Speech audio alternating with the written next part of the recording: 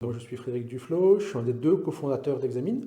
Donc Examine, au sein d'Examine, on édite un logiciel de conformité dans le domaine de la cybersécurité et du RGPD, c'est-à-dire qu'on permet à nos clients, donc des entreprises, des avocats, des utilisateurs, de manière générale de la conformité, de s'auditer, de vérifier s'ils sont conformes aux règles qu'on peut trouver sur Légifrance, qu'on peut trouver euh, dans les normes techniques de type ISO, qu'on peut trouver dans des guides d'autorité, de la CNIL, de l'ANSSI, etc.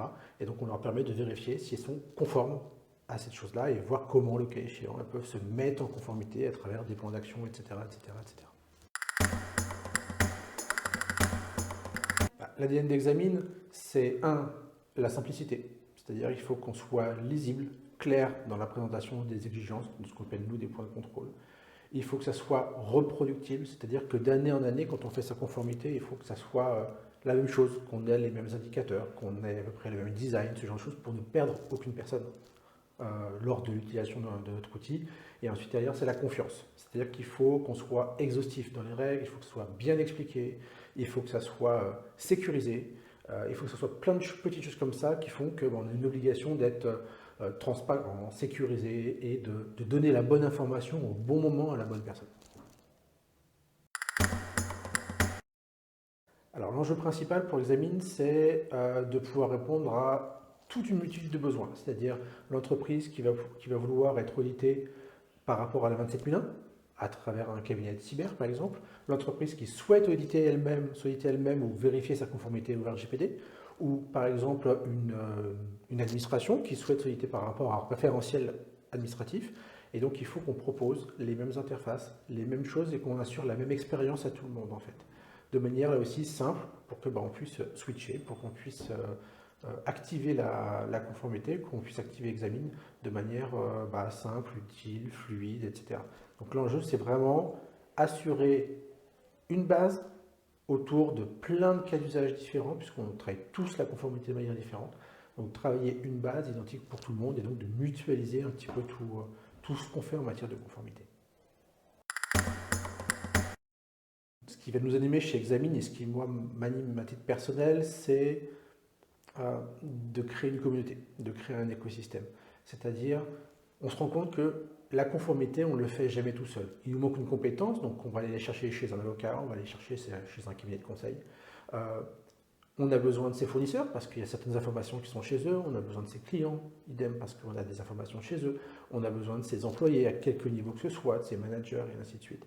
Donc vraiment, on a besoin de solutions techniques également, donc ça va être de créer autour d'Examine cette communauté, c'est-à-dire d'associer les prestataires, les fournisseurs de solutions. C'est pour ça que nous, on est en train de créer une sorte de marketplace où en face de chaque exigence, on aura une liste de partenaires qui peuvent répondre, qui peuvent aider à répondre à ces exigences. Et puis derrière, de participer grosso modo à la communauté cyber, dans des associations, dans tout ça, pour faire évoluer un peu les choses dans le bon sens, parce que pour se rendre compte, la conformité, ça arrive un peu rapidement. C'est violent, les sanctions sont lourdes et on n'est pas tous équipés de la même manière par rapport à ça. Et pourtant, qu'on soit un grand compte ou une TPE, ça s'applique, c'est le même texte, quoi.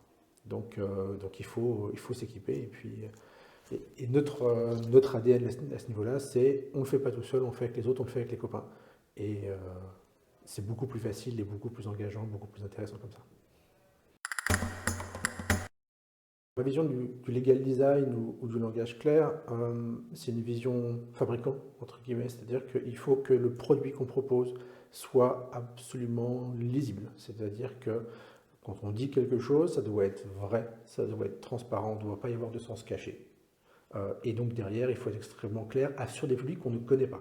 C'est-à-dire que notre exigence, notre petit bout de plateforme, il va potentiellement s'adresser à un ingénieur ou à un RSSI ou à un DPO ou à une assistante de direction qui aura en charge un certain nombre de choses, de réponses à apporter.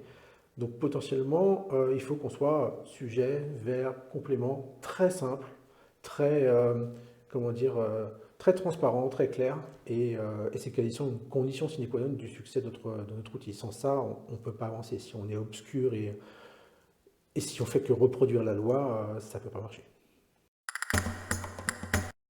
Le le cas concret, c'est en matière de legal design qu'on applique vraiment tous les jours, c'est de savoir comment on va transposer une loi, comment on va transposer une norme sur nos plateformes de manière à ce qu'elle soit lisible, comme je le disais précédemment, mais également qu'on puisse garantir que on n'a pas fait d'interprétation qui soit abusive. C'est-à-dire on va toujours représenter d'un côté le texte brut de la norme, de la loi, et puis de l'autre côté notre interprétation et notre vision, entre guillemets, de choses. Segmentées différemment, structurées différemment, pour qu'elles puissent être comprises, pour qu'on puisse la travailler. C'est-à-dire que pour que on n'ait pas à l'interpréter ou à se poser des questions, à faire des réunions, si la chose elle est claire, sujet, verbe, complément, derrière on répond oui, non, on passe à la question suivante.